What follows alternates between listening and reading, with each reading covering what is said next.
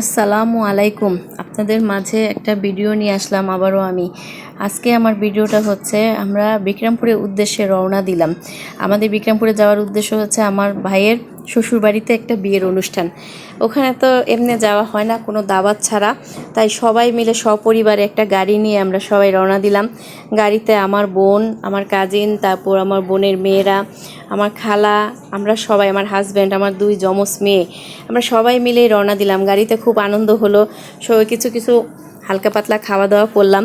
তারপরে আমরা সবাই খুব আনন্দেই যাচ্ছি। যেতে যেতে মনে হলো আপনাদের জন্য কিছু একটা নিয়ে যাই। তার মানে রাস্তাঘাট, তারপর খোলা আকাশ, মুক্ত বাতাস তো আর খাওয়াতে পারবো না, তাই কিছু দৃশ্য আপনাদের জন্য তুলে ধরলাম। আমাদের আগে এরকম যাওয়া হতো, অনেক যেতাম আমরা বিক্রমপুরে আমার নানু বাসায়, কিন্তু আমার মা মারা যাওয়ার পর থেকে আমরা এখন আর যেতে পারি না। কাজেই আমরা বন্দি জীবনে ঢাকা শহরে ব্যস্ত হয়ে গেছি, তাই কোনো অনুষ্ঠানে যাওয়ার সময় খুব আনন্দ পাই যে আমরা আবার যাচ্ছি খোলা জায়গায়, খোলা মাঠে, খোলা আকাশে। এগুলি দেখার মজাই আলাদা, মনের ভিতরে একটা আলাদা শান্তি যোগ হয়ে যায়। তারপরও বাচ্চা কাচ্চারা যখন এগুলি দেখে তখন বাচ্চারা জিজ্ঞেস করে, মা এটা কি, সেটা কি, ওইটা কি? পুকুরে বলে নদী, নদীকে বলে পুকুর, খোলা আকাশকে দেখলে বলে এত বড় আকাশ, এত বড় গাছ দেখলে বলে এগুলি গাছ।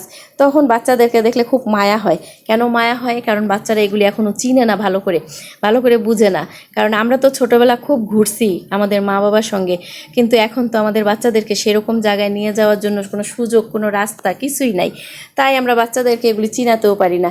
কিন্তু আমার বাচ্চারা মাশাল্লাহ খুব সুন্দর মতো ঘুরলো, উপভোগ করলো। গাছপালা দেখে আমাদেরও সেই পুরনো স্মৃতিগুলি মনে পড়লো যে আমরা এরকম আগে আসতাম, ঘুরতাম। কিন্তু এরকম বাতাস, এরকম খোলা ঢাকা শহর এখন আর পাওয়া যায় না। আর যাও পাওয়া যায়, কিন্তু আমাদের সময় হয়ে ওঠে না যাওয়ার মতন। তারপরও আমরা এখানে এসে খুব একটু আনন্দ করলাম।